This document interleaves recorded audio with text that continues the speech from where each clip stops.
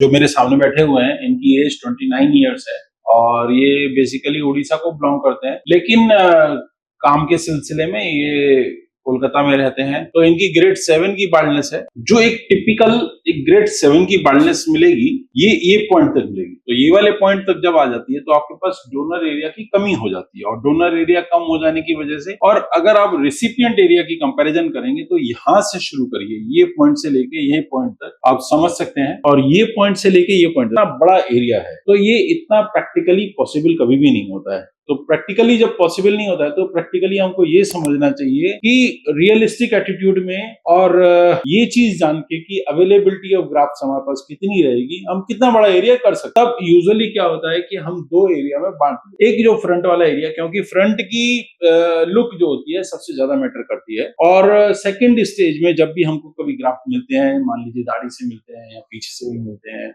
अगर पॉसिबल हो तो हम पीछे वाला एरिया एक सेकेंड स्टेज में करें। तो इसमें एक चीज रहती है कि सामने की डेंसिटी हमको थोड़ी सी अच्छी बनानी होती है, उसके पीछे की जो डेंसिटी होती है वो हमको उससे कम बनानी होती है, क्योंकि हमको एक वाइड एरिया हमको कवर करना है। 29 ईयर्स के एज में ग्रेड 7 की बार्डनेस पर्सनैलिटी पे, इमोशंस पे इफेक्ट करती है। मैं यहाँ पे सबसे पहले हेयर लाइन को ड्रॉ कर देता हूँ और हेयर लाइन को दिखा देता हूँ कि यहाँ पे हम इतना नीचे आएंगे। अच्छा, इसमें हेयर लाइन में भी एक चीज बहुत इंपॉर्टेंट है कि हम जितना हेयर लाइन को नीचे लेके आएंगे उतना ही हमको ऊपर जाने में दिक्कत आएगी। और 29 ईयर्स के हिसाब से 3 to 4 फिंगर्स को, ये पेशेंट की फिंगर्स जो होती हैं उनको रखना चाहिए, क्योंकि हम ग्रेड 7 की बाल्डनेस के लिए बात कर रहे हैं। ये हमारे पास दो गाइडलाइंस आ गई, 3 फिंगर एंड 4 फिंगर। मैं दोनों की डॉट को इस तरीके से लगा देता हूँ। एक और हमारे पास गाइडलाइन होती है, वो होती है फोरहेड और स्कैल्प के अंदर एक डिस्टिंक्ट हमको एक स्पेस नजर आता है, एक आप ये बोल सकते हैं कि बाउंड्री लाइन नजर आती है, उस बाउंड्री लाइन को फॉलो करना। अब हम करते क्या है, क्योंकि हेयर लाइन एक जिगजैग पैटर्न होती है, ये इर्रेगुलर लाइन होती है, कि यानी कि राइट साइड की आप लाइन को लेफ्ट साइड से, लेफ्ट साइड की राइट साइड से आप मैच नहीं करना चाहिए, और राइट और लेफ्ट की हाइट में भी थोड़ा बहुत डिफरेंस रहना चाहिए। तो ये है नेचुरलिटी। अगर हम एक लाइन पकड़ के हम कर देते हैं इस तरीके से, तो ये कभी भी नेचुरल हेयर लाइन नहीं होती है। तो इसके लिए हमको करना क्या होगा, एक हमको इर्रेगुलर पैटर्न को फॉलो करना होगा, और 3 to 4 फिंगर के बीच में ही हमको जो है एक पूरे पैटर्न को हमको ले लेना होगा।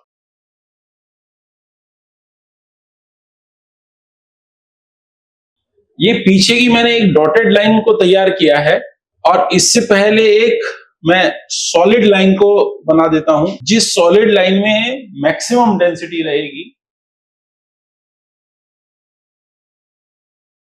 और एक ये सॉलिड लाइन है जिस सॉलिड लाइन तक हम आ सकते हैं, इसकी डेंसिटी से कम रहेगी। अब ये एक डॉटेड लाइन जो आप जो देख पा रहे हैं यहाँ पे, इस डॉटेड लाइन की भी अपनी एक कहानी है। तो डॉटेड लाइन की बात हम जब कर रहे हैं तो ये इंपॉर्टेंट इसलिए है कि हमारे पास अवेलेबिलिटी ऑफ ग्राफ्ट, उसकी थिकनेस, उसकी थिननेस, ये सब चीजों पे डिपेंड करती है कि हम क्या थोड़ा सा आगे आएंगे या हम थोड़ा सा पीछे जाएंगे। पीछे वाली लाइन के लिए हमारे पास थोड़ा सा ये बोले कि स्पेस रहता है कि हम आगे या पीछे जा सकते, लेकिन जो हेयर लाइन है, हेयर लाइन हम एक बार पेशेंट को दिखाने के बाद में हम ये फिक्स्ड हो जाती है, इसको हम चेंज नहीं करते हैं। अब हम आते हैं डोनर एरिया पे, यानी कि जहां से हमको ग्राफ लेने हैं। आइए तो देखिए, टोटल डोनर एरिया में एक डॉटेड लाइन से बना देता हूं कि हमारे पास ये अवेलेबिलिटी है, और ये अवेलेबिलिटी का ये मतलब नहीं है कि हम यहां तक जा सकते हैं, इन मार्जिन्स तक जा सकते हैं, नहीं जा सकते, ये इनकी अपर लिमिट है।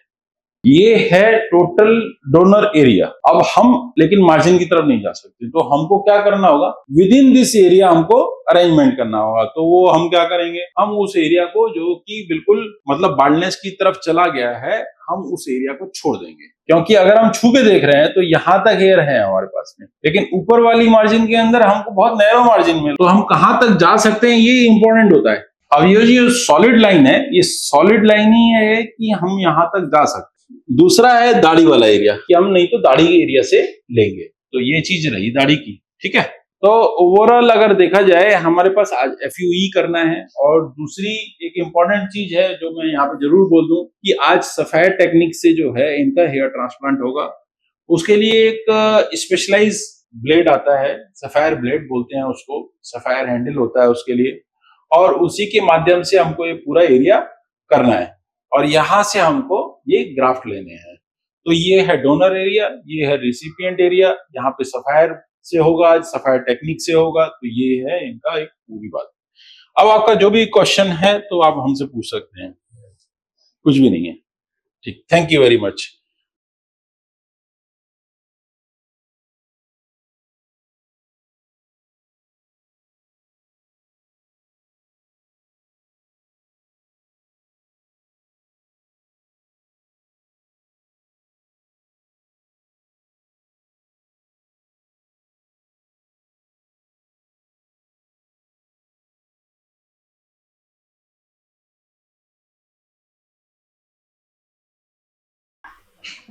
तो जो मेरे सामने बैठे हुए हैं, मेरे साथ में जो बैठे हुए हैं, आज सुबह मैंने मार्किंग किया बढ़िया से, और जो है उस समय इनको पसंद भी आई हेयर लाइन। ग्रेड 7 की बाल्डनेस थी।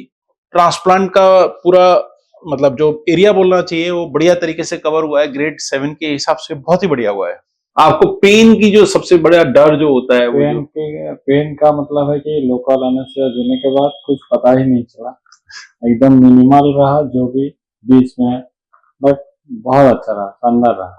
शानदार रहा। चलो, ये एक शब्द अपने आप में ही शानदार है कि शानदार एक्सपीरियंस रहा। क्योंकि एक खासियत होती है हेयर ट्रांसप्लांट के, हेयर में ये ग्रोथ करते हैं। ग्रो करने के बाद में आपको इसको काटना भी पड़ता है। आप शैम्पू भी करते हैं, इसमें ऑयल भी लगाते हैं, सब कुछ करते हैं जैसे कि नॉर्मल हेयर होते हैं, क्योंकि ये आपके अपने हेयर होते हैं।